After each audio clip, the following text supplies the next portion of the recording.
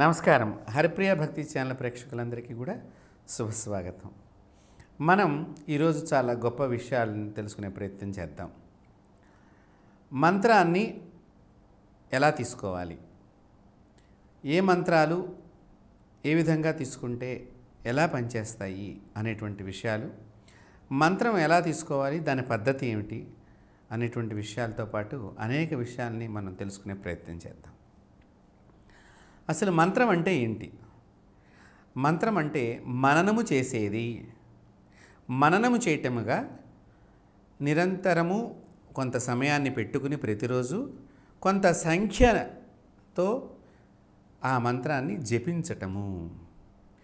జపించడం ద్వారా జన్మజన్మల యొక్క పాపాన్ని పోగొడుతుంది.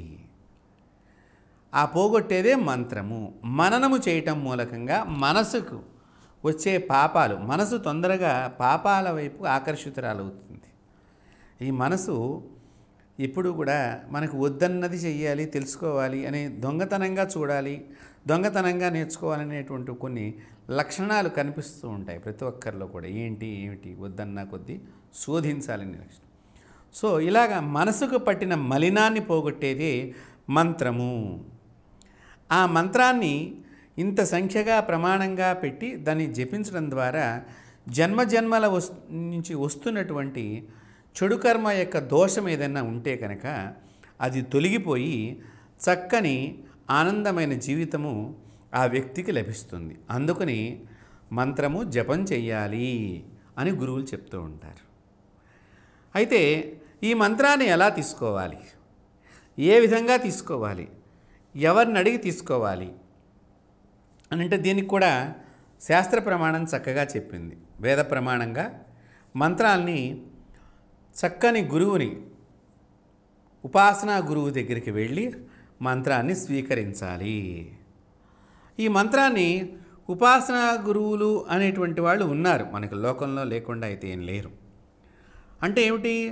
ఏ మంత్రమైతే మనకి మంచి చేస్తుందని మనం అనుకుంటామో ఆ మంత్రము ఆల్రెడీ వాళ్ళు దాన్ని సిద్ధి పొంది ఉండాలి. అంటే వాళ్ళు కూడా ఇంత అక్షర లక్షలు అనేటువంటి సంఖ్య ఉంటుంది కాబట్టి అది చేసి ఉన్నప్పుడు మాత్రమే వాళ్ళు ఆ మంత్రాన్ని ఎవరికైనా ఇవ్వటానికి అర్హత ఉన్న వాళ్ళ కింద శాస్త్రాలు చెప్తున్నాయి. కానీ ఈ మధ్యకాలంలో మనం గమనించినట్లయితే కొన్ని ఛానల్స్ ద్వారా కానీ ఏదైనా కానీ మీడియా మార్గాల ద్వారా మంత్రాలని ఇట్లాగా ఒక ఉపన్యాసం ద్వారా మంత్రాన్ని చెప్పేస్తున్నారు. ఆ మంత్రాలని ఆ విధంగా చెప్పడం అనేటువంటిది శాస్త్రము సమ్మతమైందే కాదు.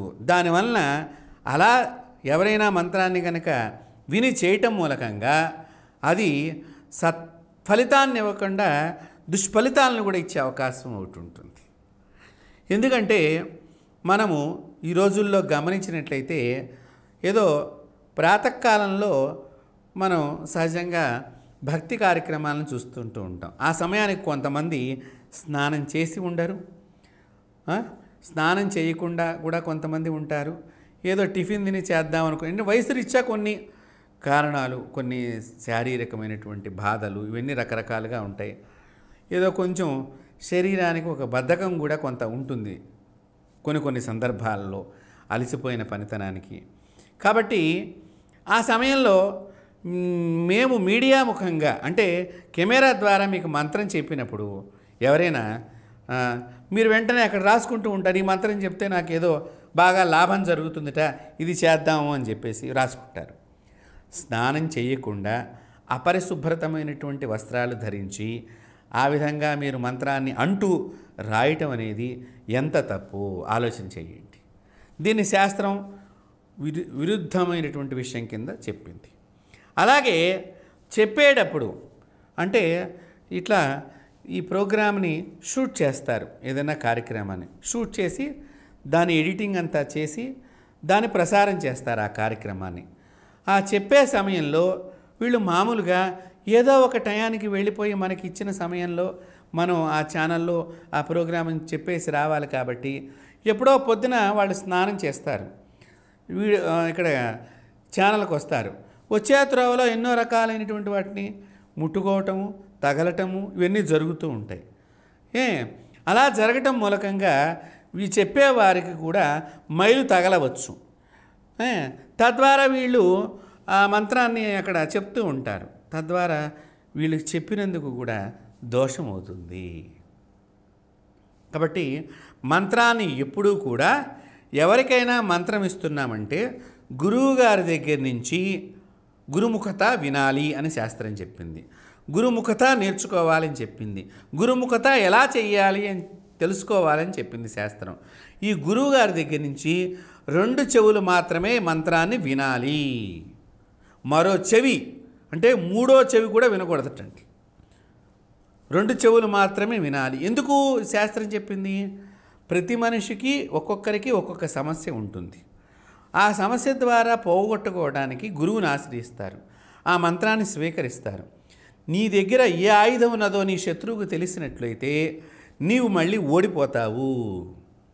కాబట్టి నీ దగ్గర ఏ ఆయుధం ఉన్నది, ఏ దేవుడు నిన్ను కరుణిస్తున్నాడనే విషయాన్ని బాహ్య ప్రపంచంలో అందరికీ తెలియాల్సిన అవసరం లేదు.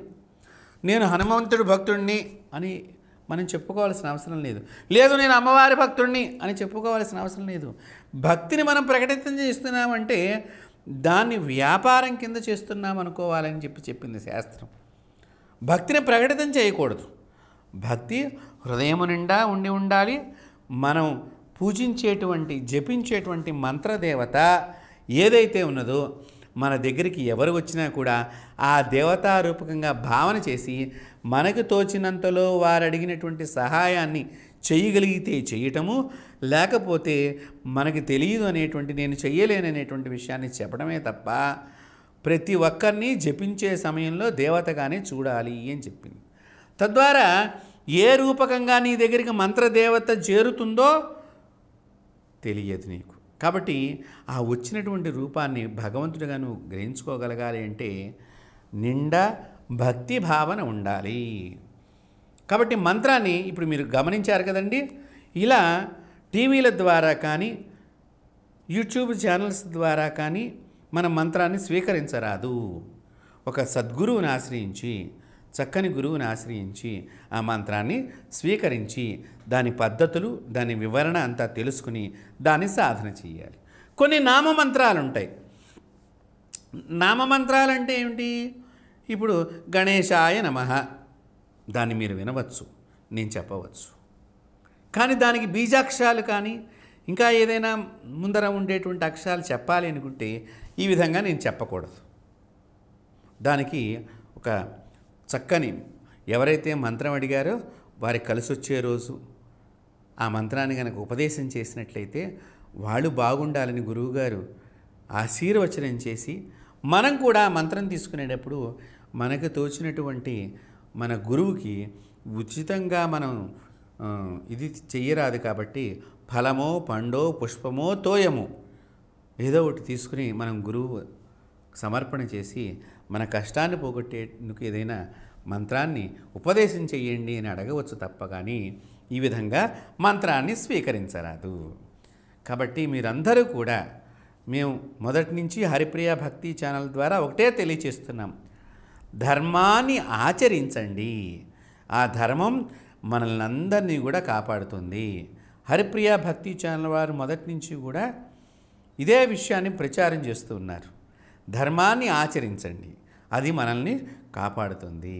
అంటే మంత్రము పొద్దున్నే ప్రాతకాలంలో చక్కగా తలస్నానం చేసి శుభ్రమైన వస్త్రం వేసుకుని మనం గురువుగారి దగ్గరికి వెళ్ళి వారి యొక్క చక్కగా వారి యొక్క స్థానంలో వారి శుభమైనటువంటి ఆశీస్సులతో మంగళాశాసనముతో మనం స్వీకరించినట్లయితే ఆ దేవత తప్పకుండా మనకు అనుగ్రహాన్ని ప్రసాదిస్తుంది.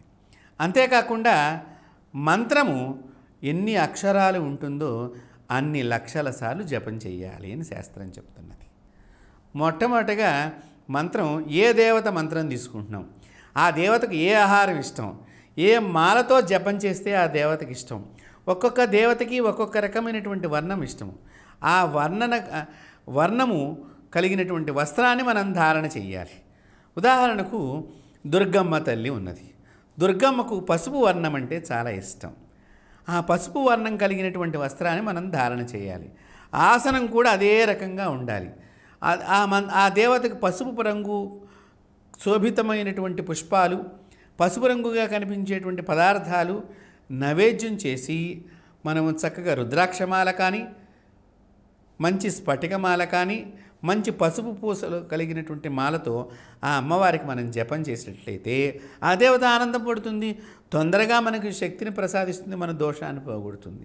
ఇక్కడ ఒక్కొక్క దేవతకి ఒక్కొక్క రకమైనటువంటి. కాబట్టి మంత్రాన్ని మీరందరూ కూడా శాస్త్రం ప్రకారంగా స్వీకరించి మీ జన్మలో చేసుకున్నటువంటి జన్మల నుంచి వచ్చిన ఏమైనా చెడు కర్మలు ఉంటే అవన్నీ తొలగించుకుని ఆనందమైనటువంటి శుభప్రదమైనటువంటి జీవితాన్ని పొందాలి అని చెప్పి మేము మన ఛానల్ ద్వారా తెలియచేస్తూ సర్వే జన సుఖినో భవంతు, లోకాన్ సమస్తాన్ సుఖినో భవంతు. స్వస్తి.